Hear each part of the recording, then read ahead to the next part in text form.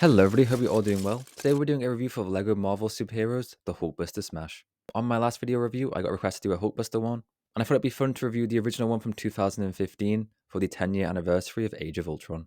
This set contains 248 pieces, and the retail price is £29.99, dollars, and €34.99. We get 3 minifigures, Iron Man, Ultron, and the Scarlet Witch, one big fig of the Hulk, and for builds we get a containment unit for the Hulk and we get the Hulkbuster itself. Now at the time this is one of my favourite Age of Ultron sets, so let's see after 10 years does it still hold up. Let's start off the review with the minifigures. Up first we have Iron Man in the Mark 43 armour, and pretty much like all Iron Man figures it's a really great minifig. It's got great detailing with a really nice torso and leg printing, and it uses the old helmet design which I really love, and there has a little bit of print on it which is a nice little detail. And here we have a look at the back printing. Unlike all MCU Iron Man suits, you can flip up the helmet to reveal the Tony Stark face, and it's a really nice face print. You get one neutral expression, and then one more angry expression. So it's a really great minifigure, lots of good printing on it, and I love the old school helmet design for it. And for accessories, he comes with translucent blue studs to give the illusion that he's flying. Our next minifigure is our first Scarlet Witch, and she's probably my second favourite behind the collectible minifigure series one. I love the torso print with the jacket design, as well as the skirt and boot printing is really nice. Unfortunately, it is only printing and not dual molding, but it still looks really good. And for the face print, she gets a neutral expression, and then an angry expression when she's using her magic. So it's a really great minifigure, and it's nice to see a Scarlet Witch, which isn't a reuse of the Endgame one, which they use for like every single set now. And she also came with this magic piece. Reminds me of like a classic Halo weapon. So it's a really interesting piece, but doesn't really suit Scarlet Witch much. And finally for the minifigures, we get Ultron Prime, which is his second body before he gets the Vibranium upgrade at the end of the movie. And this is probably my favorite movie Ultron. I love the face design, it's super menacing looking. It's a great print, as well as he has really good torso and leg printing. Doesn't look 100% accurate to the movie, but it's still really good printing. And here's a look at the back print. And for accessories similar to Iron Man, he comes with some studs to represent him flying. So a really great minifigure, and definitely one of my favorites from the MCU.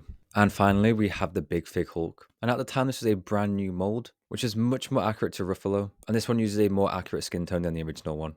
Taking a look at the face print, it's a really great print. I love the angry expression and the big bushy eyebrows. And he has some really great leg printing with the Avengers shorts, and he also has toe printing, which is something that they changed for future releases. They stole Hulk's toes for no reason. Overall, this is a fantastic big minifigure. It's a lot more accurate than the original one and has really great printing on it.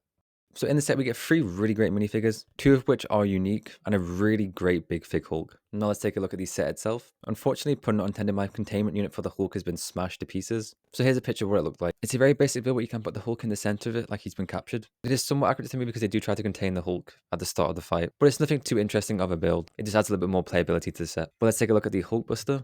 When I was younger, the Hulkbuster was one of my most wanted sets. I loved it in the old comics and the cartoons. So I was super excited when I found out it was going to be an Age of Ultron and they were making a set on it. And for a first attempt at a Hulkbuster, it's a really great build. It's not as big and detailed as the newer ones, but it still looks good and accurate enough. I love the helmet print. It's a really cool design and accurate to the movies. He also has the arc reactor build on the torso.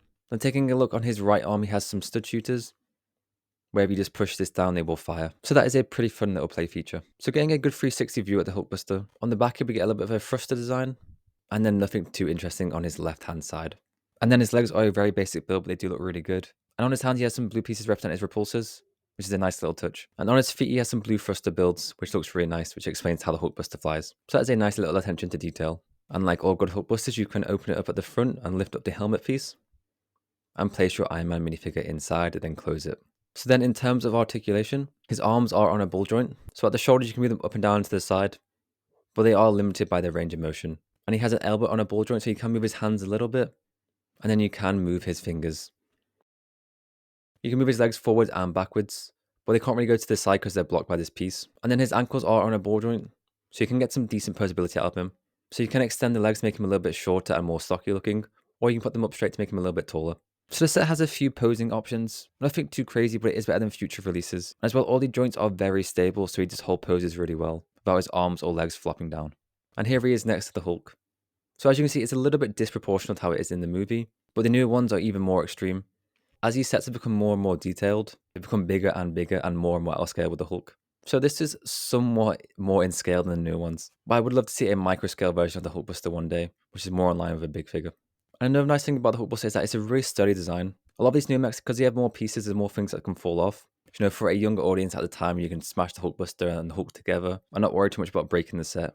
And that is pretty much it for the Hulkbuster Smash. Overall, I'd probably give this an 8 to an 8.5 out of 10. The Hulkbuster is a really fun build, as well as it's really sturdy for playability. We also get 3 amazing minifigures too, which are exclusive, and a really great Big Fig Hulk. And as well, it was a really great price, £30 for this, you get lots of value for money. For example, the new Captain America set actually has less pieces than this one and costs £50. So it's crazy to get a set this cheap which has a big figure in it. So overall, I think this set actually held up really well. It's a good build and you get some really good minifigures in it. So if you can find this set cheap, I would definitely recommend picking it up. But as always, I hope you enjoyed the review. Let me know what you think of this set and do you own this set? And I hope you all have an amazing week. Please remember to leave a like, comment and subscribe. I'll catch you next time. Bye bye.